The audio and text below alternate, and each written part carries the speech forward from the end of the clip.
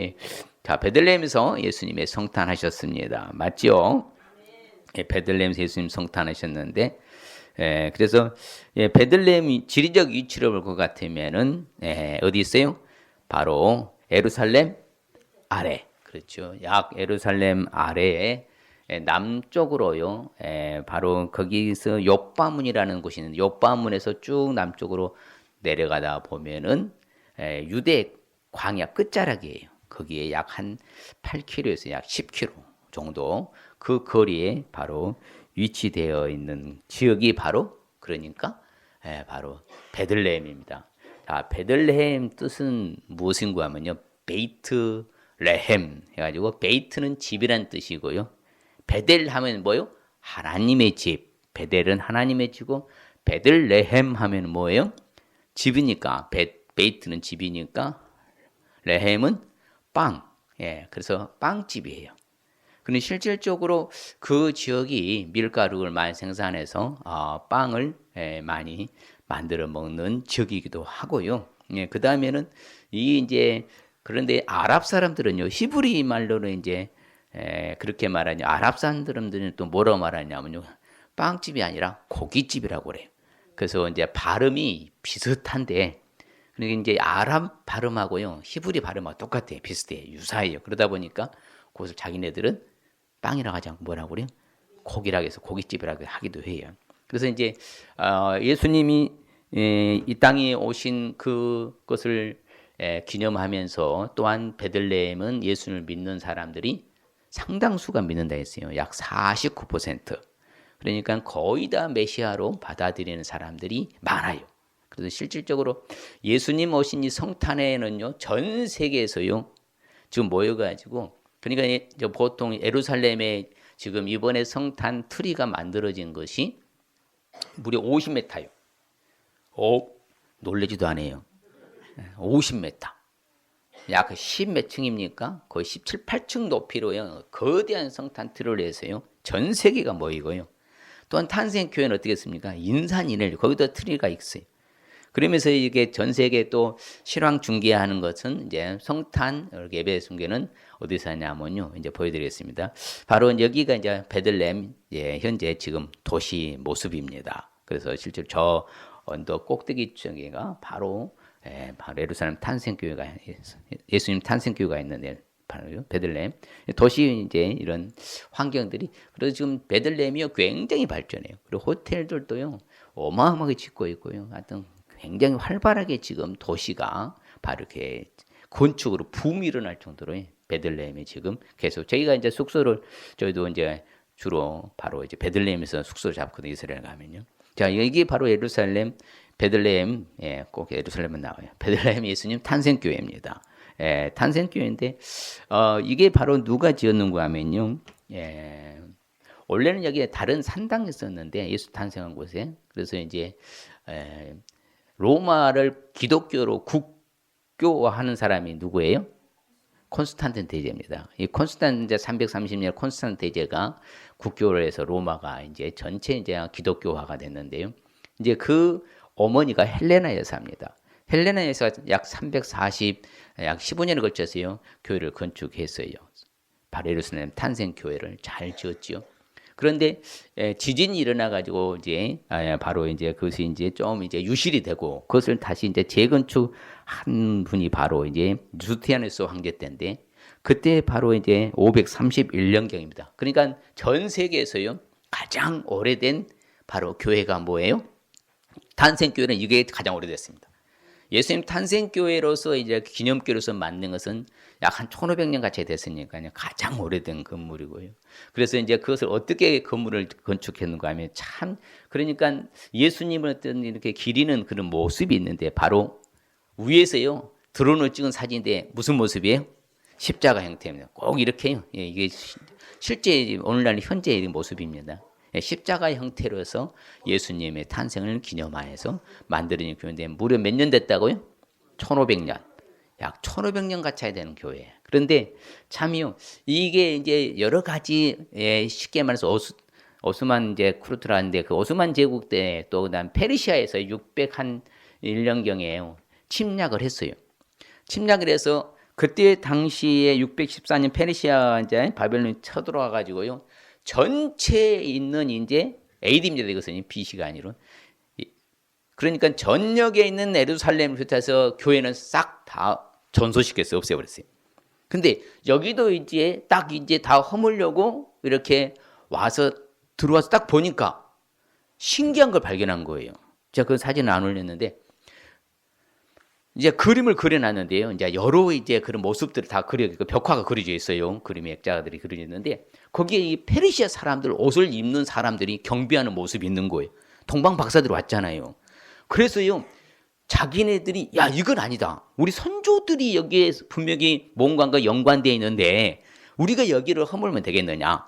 그래서 오히려 자기네들도요. 경비했다 해서 유일하게 남아있는 교회가 이 교회입니다. 이스라엘 전체에서요. 그러니까 주로 다 누가 지었다고요? 콘스탄티제의 어머니 헬레나 여사가요. 다 건축을 했어요. 모든 예루살렘에 이제 예수님 무덤 교회로부터 해가지고요. 다 이제 헬레나 여사가 거의 다 건축을 했는데 바로 이 교회 하나만 남아있는 거예요. 그래서 무려 1500년 동안 존속되어 있는 바로 그 물론 이제 허물어졌지만 다시 거기다 이제 개축 증축했으니까요. 그래서 그런데 이제 그때 이제 이렇게 십자군 전쟁부터 수많은 전쟁 있잖아요. 수많은 전쟁, 십자군 전쟁 계속 전쟁이 일어나잖아요. 이게 주 출입구거든요. 원래는 저 상당히 큰 틀이 있잖아요. 그게 원래 메인 문이었었어요. 그런데 이제 십자군 전쟁 때 막 이렇게 예부에 침략에 들어오니까 이 사람들이 예수님 탄생 교회를 출입하는데 뭘 타고 들어가요? 말 타고 들어가는 거예요. 이런 어떻게 신성한 곳에 말을 타고 들어갈 수 있느냐 하면서 어떻게 했어요? 줄여가지고 지금은 뭐예요? 저도 세로가 짧지만요. 허리 구부리지 않고 못 들어갑니다. 그래서 이것을 지금은 뭐라고 일명 부르냐면요. 겸손의 문이라고 부릅니다. 무슨 문이요? 겸손의. 누구를 모르나고 허리를 숙이고 들어가야 돼요. 그래서 여기 하여튼 예수님 탄생교회 들어갈 때는 다 겸손한 자세로서 숙이고 들어가라. 이제 그런 이제 그리고 이제 예부 침략도 막을 수 있는 그런 일을 위해서도 이렇게 바로 그래서 지금 오늘날에는 성탄에요. 인산 이래로입니다. 이렇게 어마어마한 인파가요 몰려와 가지고 이제 쉽게 하면 저쪽이거든요. 예수님 탄생교회가 이쪽은 이제 앞으로 다른 지역이 옆에 있는 떨어져 있는 지역이 있는 거예요. 광장이에요, 광장. 그래서 베들레헴에처럼요. 근데 안에 내부 들어가 보면요, 이 기둥이 되는데 이 돌들도요 아주 수입돌인데 엄청나게요. 그래서 지금 거의 1,500년 이상 지났잖아요. 그랬는데도 아주 튼튼하고요. 안에 이제 교회 강단 모습도 아주 찬란하고 이렇게 아름답게 잘 만들어져 있어요. 그리고 바닥은요 모자이크예요. 그러니까 이제 이렇게 페르시아에서 와서 보고 또 그 다음에 이제 유스티니아누스가요, 그렇죠? 유스티니아누스가 건축을 재건했잖아요. 그런데 보니까는 바닥에 뭐가 있어요? 이 모자이크가 있는 거예요. 이걸 어떻게 다시 없애고 할 수가 없었어요. 그대로 보존 상태에 놓고 위에다 돌로 깔았어요. 그러니까 지금도요 이게 그대로 보존되어 있어요. 그래서 이제 지금 이제 오늘 이렇게 전 세계 신앙 중계되는 교회는 바로 뭐였어요? 이것은 카톨릭입니다. 카톨릭이 옆에가 같이 붙어 있습니다. 그러니까 중앙은 바로 그리스도 정교회가, 그 다음에 이쪽은 그 다음에 카톨릭이, 그 다음에 저쪽에는 이제 아르메니안 이제 그 교회가 이렇게 해서 세 개의 교회가 이렇게 해서 예배드릴 수 있도록 처소가 이렇게 바로 만들어져 있는 곳입니다. 그래서 예수님이 태어나신 곳, 별이 이제 별 모양으로 되어 있는요. 저기 가서 예수님이 태어나신 장소입니다. 그리고 별이 정지됐다 해서 예수님 태어나셨던 장소. 그래서 이제 우리 임경영 선생님 여기 손 넣어봤나요? 사진 찍었죠. 제가 다 사진을 찍어드리거든요. 가신 목사님들 다 손을 넣고 예수님 탄생한 곳에 우리가 손을 한번 넣어보고 그렇게 해서 바로 이것이 장소고, 그러나 예수님의 이제 구유, 그렇죠? 구유. 베들레헴 예수님 탄생시 구유가 바로요 옆에가 있습니다. 앞쪽에가요. 그래서 이처럼 예수님 탄생 구유 있는 곳이고요. 그래서 우리가 예수님의 탄생한 곳이 어디에서 태어나셨어요? 무슨 구유? 누가 말구유라고 했어요? 성경에 구유라고 나올 때는요 반드시 나귀하고 연결시킵니다. 왜 그러냐면요 베들레헴은 그때 당시에요 예수님 당시에 베들레헴에 말이 없습니다. 왜 그래요? 전쟁용으로 사용하는 쉽게 말해서 말이기 때문에요. 일반적인 이렇게 정말 평민들이 살아가는 지역에 말이라는 것 자체가 없어요. 그래서 100% 뭐라고요? 낙이 구유입니다. 그 구유하면요 항상 성경에는 무엇과 연결시킨다고요? 낙이고 연결시킵니다. 물론 이제 저기 염소나 양이나 구유했지만서도 그걸 그렇게 구유라고 안 해요. 그런데 구유 성경에 나오는 말은 무조건 무슨 구유라고 한다고요? 낙이요. 우리는 우리나라 정서에 생각하니까 우리는 예수님 오신 것을 맨날 어디로 배웠어요? 말구유. 어디서 태어났다? 마구간. 이거 완전 그렇게 잘못된 이제 정보에 의해서 우리가 몰랐을 때는 지금은 이제 이렇게 이스라엘 많이 가기 때문에요. 많이 알지만. 그래서 베들레헴에서 예수님 탄생을 하셨다. 자, 수태는 어디서 하시고 잉태는 나사렛. 그래서 나사렛 예수라고 하고 탄생하신 곳은 어디라고? 성탄은 바로 베들레헴. 이제 그리고 베들레헴에서 예수님의 이제 성탄을 우리는 왜 알아야 되는가? 바로 예수님께서 베들레헴에서 오셔야만 되는 거예요. 왜 그러는가 하면요. 오늘 읽은 말씀 있잖아요. 자, 요셉도 누구의 족속이었다고요? 다윗의 집 족속이다. 그래서 유대를 향하여 베들레헴에는 다윗의 동네로 가는 거예요. 자, 예수님께서 유다 지파, 무슨 지파? 유다 지파. 유다 지파에서 누구의 후손? 다윗의 후손으로 오셔야 돼요. 다윗의 후손 가운데 누가 있었어요? 정혼한, 약혼한 요셉이 있었으니까 당연히 뭐예요? 베들레헴에서 나셔야만 돼요. 이제 왜 그래 뒤에 나오겠습니다만은 그래 바로 예수님께서 유다 지파 다윗의 동네에서 탄생하실 때에 바로 뭘 갖고 오셨어요? 평화와 천국을 갖고 오셨어요. 지극히 높은 곳에서는 누구께 영광이요? 하나님께 영광. 땅에서는 기뻐하시는 일분 사람들 중에 뭐가 임했다? 평화가 임하고 천국이 임한 거예요. 그러니까 예수님이 이 땅에 오실 때 우리에게 가져다 주신 걸 뭐 가져다 주셨다고요? 평화와 천국을 가져다 주신 거예요. 바로 그것을 이제 갖고 오셨기 때문에 우리는 베들레헴에서 예수님 바로 성탄을 우리는 알아야 돼요. 반대로 베들레헴에서 예수님 성탄을 우리가 알지 아니하면 베들레헴에서 탄생하든 어디서 탄생 뭔 상관이 있어요. 이런 사람들도 간혹 있어요. 그런데 그 사람들은 꼭 저는 이렇게 말하고 싶어요. 자, 소는요 그 임자를 알아요. 나귀는 주인의 구유를 알아요. 이스라엘 알지도 못하고 나의 백성은 깨닫지도 못하는데 오호 통제를 하시잖아요. 곧 이 말은 짐승도 주인을 알아보는데 바로 예수님을 제대로 믿지 않게 되는 것이죠. 그렇죠? 그러니까는 짐승만 또 못하는 거죠. 짐승도 주인도 알아보는데 우리의 창조자시는 누구세요? 하나님 아니십니까? 근데 그분을 모른다 하면은 짐승만 또 못한다 그러는 거예요. 그래서 깨닫지 못하는 사람들은 뭐가 같아 말해요? 멸망하는 짐승과 같도다 이렇게 말하는 거예요. 우리는 바로 하나님에 의해서 창조됐잖아요. 그렇죠. 짐승도 주인을 알아보는데 만일에 우리가 예수님을 알지 못한다면 짐승만 또 못하고요. 예수님을 제대로 믿지도 않아요. 그런 사람들 안 믿잖아요. 예수님. 오늘 아무리 말해도요. 예수님을 믿지를 않아요.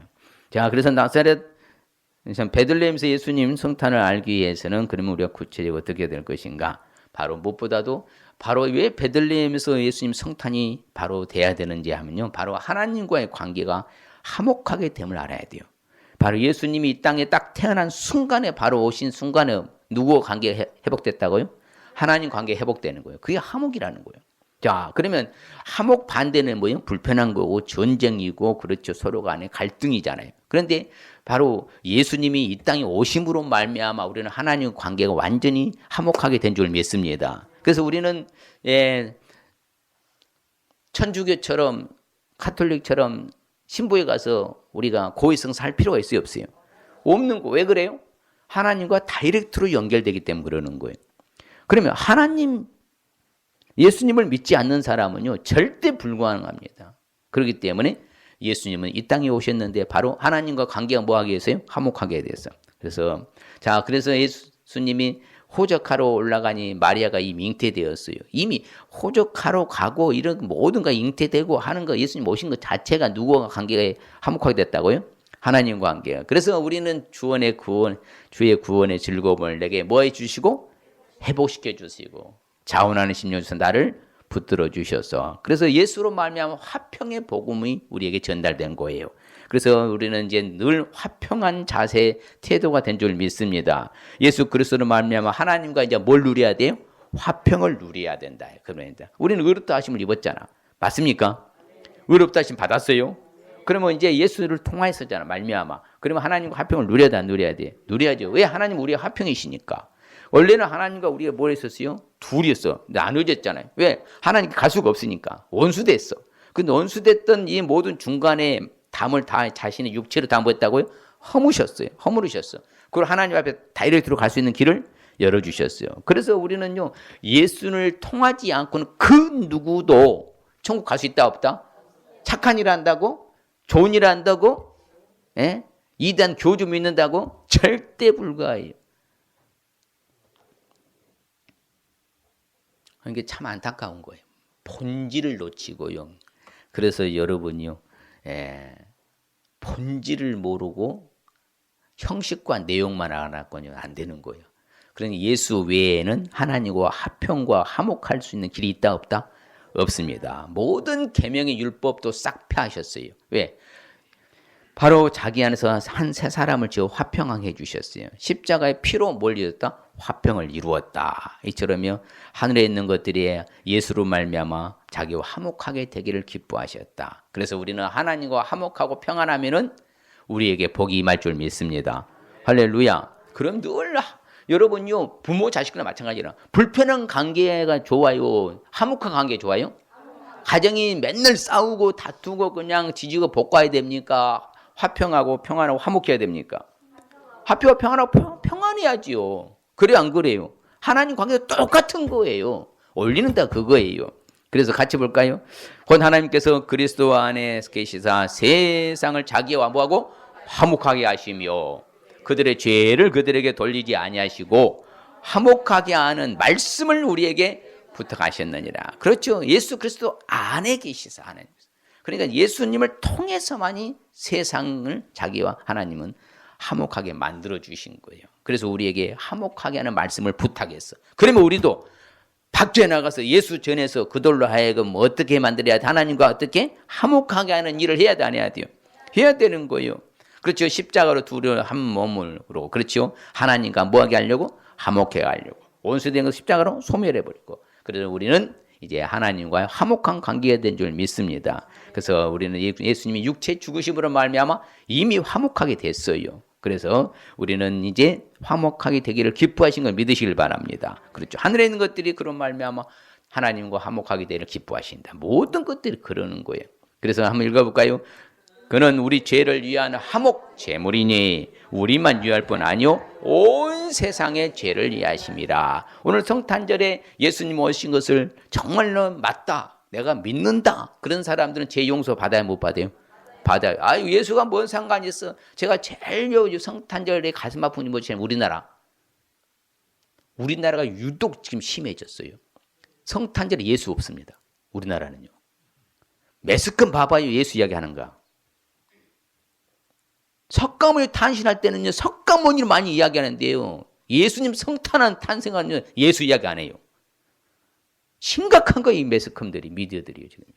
사탄의 도구가 돼가지고요. 예수님 말하는 거 들어보셨어요? 산타크로스가 주인공이잖아요. 루돌프 사슴고가 주인공이고. 피눈물 나요, 저는 그랬어요. 정말 가슴 아픈 이야기예요. 산타크로스가 주인공이에요. 산타크로스. 백화점도 가면 다 산타크로스. 루돌프 사슴고, 썰매. 예수님은 온데간데 없어졌어요. 이 세상이 지금 너무 지금요 잘못돼도 많이 잘못된 거예요. 우리가 그래서요 많이 외쳐야 돼요. 예수 외에는 구원 없다고. 할렐루야. 누가 뭐라 해도 예수 외에는 구원 없어요. 천하에 하늘이 뭐 땅이 꺼져도요 예수님 외에는 구원 없는 것이요. 예, 우리 죄를 위하여서 예수를 믿기만 하면 누구든지 구원받는 줄 믿습니다. 외조항 없습니다. 예수를 믿기만 하면요 구원은 받는 거예요. 그래서 모든 것이 하나님 끌어놨어. 그 예수님도 바로 그리스도로 말미암아 우리를 자기와 화목하게 하시고 화목하게 하는 직분도 우리에게 주셨어. 그렇기 때문에 우리는 계속해서 우리는 화목한 삶을 살아야 될 줄 믿습니다. 하나님 우리를 사랑해서 우리 죄를 속하기 위해서 화목제물 그 아들을 보내셔 주신 거예요. 그래서 우리는 바로 하나님과 늘 뭐하라? 화목하라. 자, 옆 사람께 예수님 믿기 때문에 이미 화목되었습니다. 우리는 화목하는 직분을 받았습니다. 화목하는 직분을 받았습니다.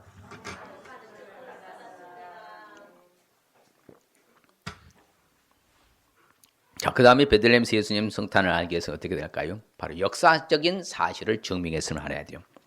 바로 역사적인 사실이에요. 자, 예수님은 설화입니까? 바로 아니면 사실입니까? 팩트입니까? 허구입니까? 사실이잖아요. 그 역사적인 사실이에요. 왜 그래요? 여러분이 두세 사람에서 증인인데요. 지금 수천 년, 2000년 지난 내려오면서요. 다 교회가 세워진 그 의도가 뭐였었어요? 옛날에는 성소, 성막, 그 다음에 뭐예요? 회당, 그 다음에 뭐 성전이었잖아. 그러나 지금은 다 뭐가 세워졌어요? 교회. 교회 뜻이 뭐예요? 교회 뜻이 뭐예요? 예? 에클레시아 불러 모아 있는데 바로 예수 그리스도를 믿는 무리가 뭐예요? 교회예요, 교회. 그래서 가르칠 교자, 모이랬자. 누구 가르치는 거예요? 기독교 뜻이 뭐라고요? 예수 그리스도에 대해서 가르치는 것이 뭐라고? 기독교예요. 그러면 예수를 가르치지 않냐면 그건 뭐가 아니요? 기독교가 아닌 거예요. 종교라는 거예요. 그건요. 다시 기독교란 뭐라고요?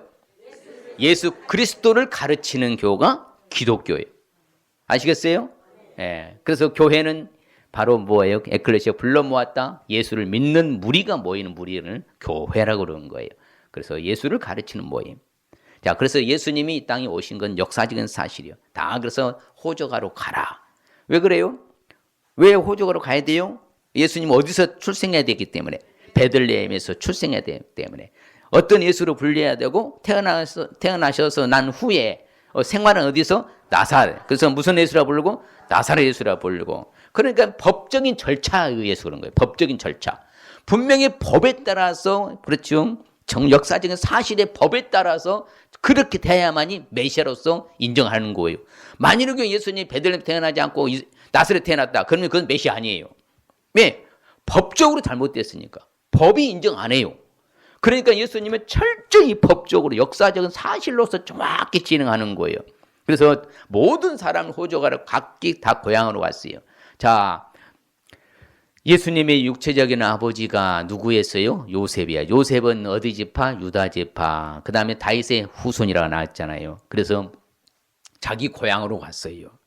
그래서 성경에요. 왜 유다 지파로 오는가가 창세기 49장 10절에 정확히 나옵니다. 같이 봐요. 규가 유다를 떠나지 아니하며 통치자의 지팡이가 발사에서 떠나지 아니하기를 실로가 오시기까지 이르느니 그에게 모든 백성이 복종하라. 이미 예언해놨어요. 누구 지파로 온다고? 유다 지파로 온다고. 그래서 유다 땅 베들레헴아 이미 구약에 또 예언된 거 성취하잖아요. 여호대 거울 중에서 가장 작지 아니오다. 네게서 한 다스리는 자가 나와서 내 백성 이스라엘 목자가 되리라. 그래서 오직 유다 지파. 오직 유다 지파. 무슨 지파? 오직 유다 지파. 유다로부터 나신 것이라고 분명히 예수님께서는.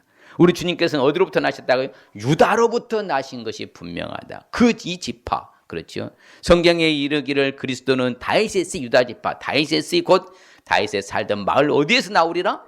베들레헴에서 나오리라 하지 아니했느냐. 그렇죠. 그래서 예수님 베들레헴에서 나타나죠. 그래서 이미 구약에도 다윗이 대답하던 나는 주의 종 베들레헴 사람 이새의 아들입니다. 예, 다윗의 후손으로 예수님이 육체적으로는 오셔야 돼요. 예, 역사적으로. 그렇죠. 법적으로는. 그렇게 해야만이 뭘로 인정한다? 메시아로 인정해요. 만일의 경우에 다윗의 자손으로 안 하고 사울의 자손으로 왔다. 그건 뭐예요? 메시아 아닌 거예요. 반드시 누구의 자손으로 와야 돼? 다 유다 지파 다윗의 자손으로 와야 돼요. 그래서 미가서에도 보면 베들레헴 에브라다야 너는 유다 족속 중에 가장 작을지라도 이스라엘 다스릴 자가 네게서 내게로 올 것이다. 그렇죠? 천사들이 하늘로 올라가니 목자가 서로 말하되 이제 어디로 가자? 베들레헴으로 가자. 목자들도 가서 경배하잖아요. 그래서 예수님이 예루살렘 입성할 때도 누구의 자손이라고 해요? 호산나의 다윗의 자손이요 하면서 이렇게 호산나 하면서 가는 것이죠. 다윗의 씨로 죽은 자 가운데 다시 살아나신 예수 그리스도를 기억해라. 이처럼요 바로 역사적인 사실을 증명한 줄 믿습니다. 바로 예수님은 그렇게 대해야 돼요. 우리 조상 다윗의 자손 나라의 가장 높은 것은 그 다윗의 동네에 너희를 위해 구원하신 곧 그리스도 주시니라. 자, 그래서 예수님이 입성할 때도 어디서부터 왔냐면요, 바로 예루살렘 제일 동쪽 시작점이 어디라 했어요? 벳박에. 그 벳박에서부터 나귀를 타고 오셔야만이 바로 뭐예요? 메시아로 인정하는 거예요. 모든 것은 역사적인 그 절차, 바로 사실의 입증해서 증명하기 위해서 예수님의 행적이 다 움직여지는 거예요. 왜? 그래야만 메시아거든요. 그런데 만일 경우 엉뚱한 데서 왔다 그러면요 아니에요. 예. 그래서 바로 같이 볼까요? 그의 아들 예수에 관하여 말하면 육신으로는 어디에서요? 다윗의 혈통에서 나왔고, 그렇죠? 영으로는 뭐예요? 성령으로 잉태하신 것이요. 의미적으로 성령으로 잉태하신 거예요. 그렇잖아요. 예, 역사적인 이건 쉽게 말하면 법적인 절차 때문에 그런 거예요. 우리를 위해 구원의 뿔로 그 종 다윗의 집에 일으키셨으니, 그렇죠? 예, 바로 이 사람의 후손은 이스라엘을 누구 다윗의 후손에서 구주를 세우시니 곧 누구라? 예수시라. 자, 예수님은 철저하니 역사적인 사실, 법적인 모든 절차에 따라서 오신 줄 믿습니다. 예, 완벽한 퍼펙트한 거예요. 어느 하나를 흠 잡을 데가 없이요. 퍼펙트하게 오신 거예요. 그게 바로 예수님이 바로 베들레헴에서 성탄한 그 이유가 바로 그게 그래서 그 있는 거예요. 하나님은 얼마나 정확하게 섭리가 정확하신 거예요. 그 태어날 때쯤 적절한 시기에 또 뭐였어요? 처음 있는 호적이라고 하잖아요. 예? 처음 있는 호적을 딱 시행하게 하신 하나님은요. 왜 그래 안 하면 베들레헴 올 이유가 있어요, 없어요? 8km에서 10km로 가지만요. 옛날에 지금이야 차로 가면 그거 가지만 맨날 며칠 와야 되는데 어떻게 이게 산모가 이게 그것도 못 하고요. 잘해야 낙이 타고 낙타는 그때 거의 없었으니까 그 쭈둥 짜둥 그거 타고 올라고 생각해봐요. 그. 근데 하나님은 그렇게 이미 싹 절차를 다 해놓으셨어요. 왜? 하자가 생기지 않도록 법적인 하자, 역사적인 사실 입증하기 위해서. 할렐루야. 얼마나 그 성경은 그렇게 정확한지 몰라요. 그래서 성경 원문은요 오류가 없다고 그래요. 성령으로 감동돼서 기록된 것이기 때문에. 자, 결론적으로 베들레헴에서 예수님 성탄을 하기 위해서는 우리가 어떻게 될까요? 가장 낮은 자세로 오셨음을 알아야 돼요. 그러니까 여러분들 우리 사랑하는 성도들은 좀 수준을 높여야 돼요. 이 목사가 가르쳐 주잖아요. 왜? 제가 공부하고 온 걸 자꾸 말해주는 거예요. 제가 또 공부한 걸 또요 오늘 새벽에도요 이게 또 한번 다시 들어봤어요. 내가 공부한 걸 내가 지금 알고 지금 전달할 수 있는가 없는가 해서 다 백그라운드 배경을 다 제가 녹음을 다시 듣고 공부하고 또 오늘 설교한 거예요. 그러니까 이제 우리가 예수님이 가장 낮은 자세로 온 거예요. 여러분 예수님은 만 왕의 왕이요 만 주의 주가 되십니다. 그러면은 뭐예요? 이 왕으로서 등극할 때는 그 대관식이라고 하잖아요. 어마무시하게 해야 되잖아요. 근데 예수님은 세상에 어디 갔어요? 초라한 어디로요? 그것도 낙이 구유. 그러면 구주가 어떻게 되냐면요. 석회암이잖아요. 그러면요, 이제 원래 이제 예루살렘 그 예수님 탄생교회 가보면 바닥이 그 밑으로 내려가요. 계단 내려가면요, 굴처럼 되어 있어요. 굴처럼요. 그러면요, 저를 보세요. 저 굴처럼 되는데 바닥에는요, 이게 우리야, 우리. 낙이하고 양이나 염소 우리가 있어요. 그러면 여기 위에다 밑에는 그 약간 언덕이를 더 이중 구조로 했어요. 아래 이렇게. 그러면 여기가 뭐예요? 예, 룸이요, 룸. 여기서 생활은 해요. 아래는 뭐가 있고? 같이 있어요, 집 안에가. 그러니까 우리가 그걸 잘 알아야 해요. 2000년 전 그 옛날에 그 구조를 알아야 된다면. 그럼 그냥 가보면 그래요. 아래가 있고, 바로 사는 이제, 라이프 스타일은 바로 약간요, 올라가고 경사졌어요. 거기서 살아요. 그러니까 여관 없어요, 옛날에. 무슨 여관이 있어요, 옛날에. 없어요. 근데 뭐예요? 거기 누울 자리가 없어서 어디에서 나신 거예요? 구유에서 나신 거, 우리에서요, 아세요? 그러니까 얼마만큼 낮은 자세로 오셨냐고요. 이게 바로 겸손의 모습이라 했잖아요. 그리고 낙이 자체가 뭘 상징한다 했어요? 겸손과 순종을 상징한다 했잖아요. 그럼 낙이는요, 이 낙이라는 동물 자체가요, 겸손을 상징하고 순종을 상징하는 동물이거든. 그러니까 예수님은 어디 구에 오셔야 돼? 겸손의 상징이고 순종의 상징이 있던 심볼인 어디 와야 돼? 낙이 구에 오신 것이 맞는 거예요. 말은요, 바로 전쟁을 상징한 게 말이거든요. 상징성이. 그렇기 때문에 가장 낮은 자세로 오신 거예요. 그러면 원래 왕은 어디에서 태어나야 돼? 왕자는 궁궐에서 태어나야 되잖아요. 그런데 만화 왕인데 신분이에요. 가장 낮아. 그래서요, 가장 미약하고요, 헐벗고 굶주리고요, 질병 들고요, 어려운 사람도 다 예수 믿으면 구원받을 수 있다는 그 모습이 바로 가장 낮은 자세로 오신 거예요. 그래서 무슨 구에 오셨다고요? 낙이 구에 오셨다. 어디 가든 자신 있게 말씀하세요. 왜? 우리 목사님이 계속 이스라엘에서 공부하고 갔다 오는데 그 역사적인 사실이 낙이 구유가 성경에는 구유할 때는 무슨 구유만 말한다고요? 낙이 구유만 성경에는 언급되어 있습니다. 이처럼 가장 낮은 자리에 낙이 구유에 예수님이 누우셨어요. 그래서 예수님이 그렇죠. 입성하실 때도 겸손하여서 뭘 타신다고 했어요? 나귀를 타시니 나귀 새끼를 탔다 했잖아요. 만일 이르기는 내가 네 왕이 네게 임하나니 그는 겸손하여 멍에 매는 짐승의 새끼를 탔도다 하라. 그렇죠. 매인 새끼보다 나귀 새끼를 끌고 와라 해서 나귀 했다고. 그러면서 예수님 자신이 말하잖아요. 나는 마음이 온유하고 뭐하다? 겸손하다. 나의 멍에를 메고 내게 배우라. 그럼 너희 마음이 어떻게 할 것이다? 그렇죠. 예수 믿으면 평안하고 천국 생활을 하는 거예요. 그러니까 우리가 늘 행복하게 살아야 되고요. 유불문하고요. 마음이 평안하게 살아야 되는 것이요. 그래서 예수님은 어떤 모습으로 왔어요? 사람의 모양으로 나타나서 자기를 뭐 하시고? 아주 낮추시고 어디까지? 죽기까지 복종하셨으니 십자가에 죽으심이라. 그러니까 나귀가 겸손과 순종이라 했잖아요. 그럼 자기 사람의 모습으로요. 연약한 육체의 모습으로 자기를 낮추셔서 죽기까지 복종하시고 십자가에 죽으세요. 그래서 또 볼까요? 오히려 뭐다고요? 자신을 비워서 뭐라고요? 종의 형체를 가지사 어떡하지? 사람과 같이 되셨다 이렇게 말하죠. 이처럼 철저히 자신을 낮추. 그러니까 어떤 낮은 자라도 예수님을 믿으면 구원받을 수 있어요, 없어요? 만일 왕의 모습으로 했다면 천한 사람들은요, 하찮은 사람들은요, 감히요 쳐다보지도 못하잖아요. 그런데 저렇게 초라한 모습으로 오셨으니까 우리는 참 그분을 믿고 우리는 예수님보다 더 좋은 환경에서 태어나신 거 맞죠? 예수님보다 더 안 좋은 환경에서 태어나신 분 오늘 저 떡국 2개 드세요. 2그릇 드세요. 그래서 예수님이 오신 게 말이잖아요. 내가 섬김 받으려고 온 거 아니다. 왕노릇 하려고 온 거 아니다. 뭐 하려고요? 섬기려고 하고 자기 목숨을 많은 태상들의 대속물로 주기 위함이라 정확하게 말하는 이게 다 자신을 낮추고요. 가장 낮은 자리에 오셨음을 말하는 거예요. 그래서 예수님은 죄로 말 자기 아들 하나님 그렇잖아요. 아들을 죄 있는 육신의 모양으로 보내서요. 육신의 죄를 정해서요. 십자가에 못 박아 죽이신 아버지 하나님 또 이게 바로 하나님의 모든 절차가 그런 거예요. 그래서 하나님은 한 분이시고 중보자도 한 분이신데 사람이신 누구라고 그래요? 그리스도의 가장 연약한 사람이신. 자, 그래서 같이 읽어봅니다.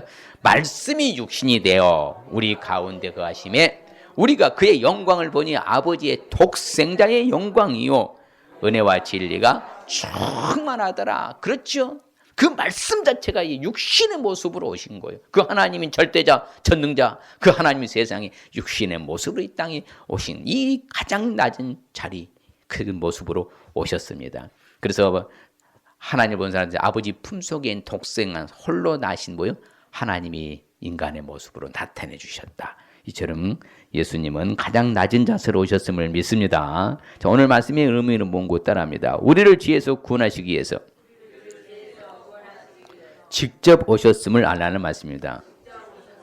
그렇죠. 다른 거 아니에요. 우리를 죄에서 구원하시기 위해서 오신 거예요. 한마디로 그것은 결론이잖아요. 결론. 과정은 하나님과 뭐예요? 온수된 관계를 뭐예요? 화목하게 하기 위한 그것은 과정이고 평화총을 주시게 한 것은. 결론은 뭐라고요? 우리를 죄에서 구원하시기 위해서 직접 이 땅에 오심을 믿습니다.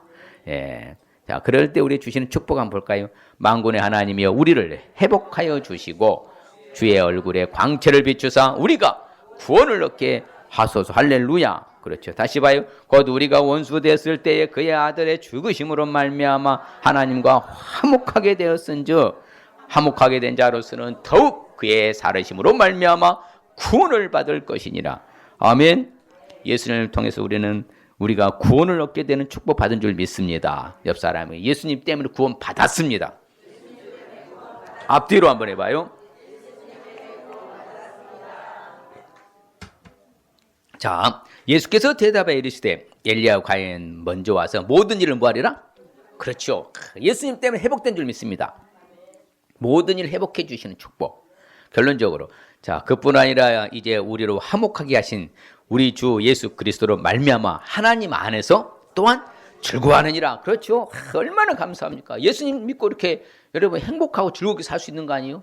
여러분요, 제가 전도하잖아요. 내일도 가고 계속 가는데 안 믿는 사람들은 달라요. 예수 믿는 사람들을 보면 자 믿어요. 아이고 그래서 믿는 줄 알아요. 권사님이시구만 어떻게 하셨어? 얼굴에 써져 있어요. 제가 그런 말이에요. 진짜 그래요. 거짓말이에요. 거의 10중 8구 맞습니다. 거의 맞아요. 옆 사람 얼굴 봐봐요. 권사님 같은가 아니면 안 믿는 사람 같은가? 안 믿는 사람 같아? 그럼 남아야 돼. 그럼 달라요. 뭔가 왜? 내 안에는 뭐요? 성령이 계시간 평화 천국이 있으니까요. 이 모습이 달라요. 늘 해피하고 행복하고 하나님 안에서 우리는 늘 즐거워하는 줄 믿습니다. 이 시간 결단하시고 베들레헴에서 예수님 성탄하셨는데 바로 하나님과 관계가 화목됨을 알아야 되고 역사적인 사실 정리했음을 알아야 되고 가장 낮은 자세로 오셨음을 말해요. 옆 사람에게 자